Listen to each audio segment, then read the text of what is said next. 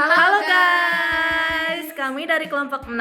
Jadi di video kali ini kita mau membahas tentang apa itu tafsir sufi dan Batinia. Simak video berikutnya ya.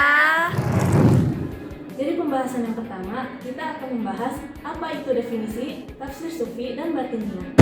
Tafsir sufi atau yang sering disebut tafsir isyari adalah pendekatan penafsiran Al-Quran yang menggali makna-makna batin melalui pendekatan spiritual. Namun perlu digarisbawahi, tafsir sufi tetap berpegang pada syariat dan kaidah bahasa Arab.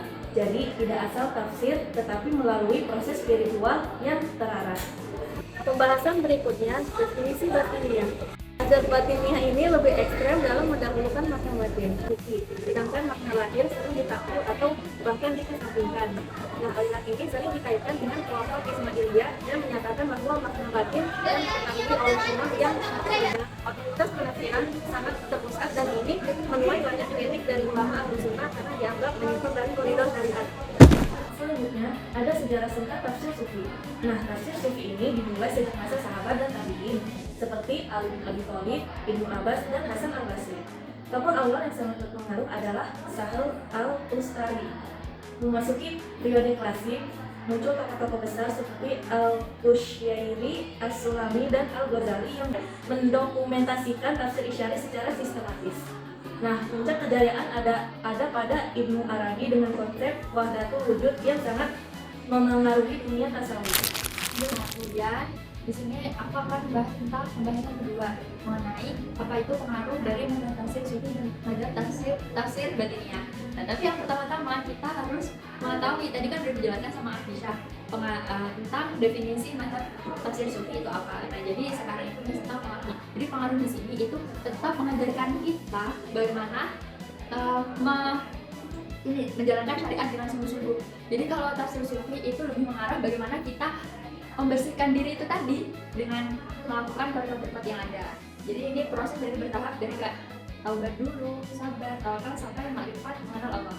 Kemudian penjelasan tentang pengaruh dari mazhab tafsir batinia. Kalau tafsir batinia itu intinya dia menafsirkan dengan sesuka hatinya. Jadi ya udah sesuka hati mereka tanpa menggunakan kaidah bahasa. Jadi semua ayat itu ditafsirkan secara batin. Bahkan ayat jelas pun bisa diputar maknanya. Jadi sesuai dengan apa yang mereka pikirkan, nggak sesuai dengan koridor syariat itu. Berbeda dengan tafsir sufi. Pembahasan terakhir adalah contoh ayat dari tafsir sufi dan tafsir batinia. Dalam Quran surat An-Nur ayat 35 tentang cahaya ditafsirkan sebagai simbol pencerahan batin dan pengalaman panjang. Misalnya dalam tafsir batinia, Quran surat Al-Baqarah ayat 124 tentang pujian Nabi Ibrahim dibaca sebagai simbol tahapan-tahapan batin menuju makam spiritual. Di sini makna batin lebih diutamakan daripada makna lahir. Pembahasan yang selanjutnya yaitu contoh kitab-kitab tafsir bermazhab sufi dan bermazhab batinia. Yang pertama, kitab tafsir yang bermazhab sufi itu ada tafsir Al-Bustari, pengarangnya Sahal Ibnu Abdullah Al-Qusari. Contoh kitab tafsir sufi yang kedua, Ruh Al-Bayan, pengarang Ismail Haqqi Al-Bursari. Contoh kitab tafsir bermazhab batinia yang pertama ada Ta'wil Al-Quran, pengarang Al-Qadi Al-Nu'man. Dan kitab tafsir selanjutnya ada Asas At-Ta'wil, pengarangnya sama yaitu Al-Qadi Al-Nu'man. Jadi itu sedikit pembahasan tentang tafsir bermazhab sufi dan tafsir bermazhab batinia. See you next time.